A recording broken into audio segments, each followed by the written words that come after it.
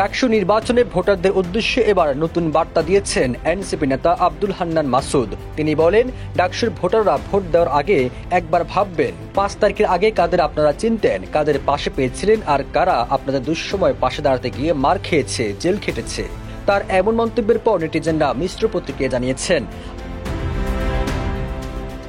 সামাজিক যোগাযোগ মাধ্যম ফেসবুকে এক পোস্টে মাসুদ আরো বলেন, 5 তারিখের আগে যারা লুকিয়েছিল, শিক্ষার্থীরা যখন নির্যাতনের শিকার হচ্ছিল, ছাত্রলীগ কর্তৃক তখন যারা ছাত্রলীগের মিছিলে যেত, তাদের ভোট দেওয়ার আগে আরেকবার ভাবুন, অতটা অপরিণামদর্শী হবেন না।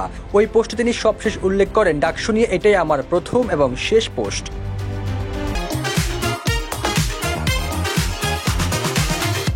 এর আগে এনসিপি আরেক নেতা সার্জিস আলমও ডাকসু ভোটারদের পরামর্শ দিয়েছেন কেমন প্রার্থী বেছে নেওয়া উচিত। এক পোস্টে সার্জিস বলেছিলেন, কিছু বিষয় মাথায় রাখবেন, আপনার লিডার কেমন হতে হবে, যিনি সরকার পালাবদলের পরও আপনার অধিকার আদায়ের লড়াইয়ে আপোষহীন থাকবে, সাহস নিয়ে যৌক্তিক দাবি আদায়ে ক্ষমতার সঙ্গে চোখে চোখ রেখে কথা বলবে।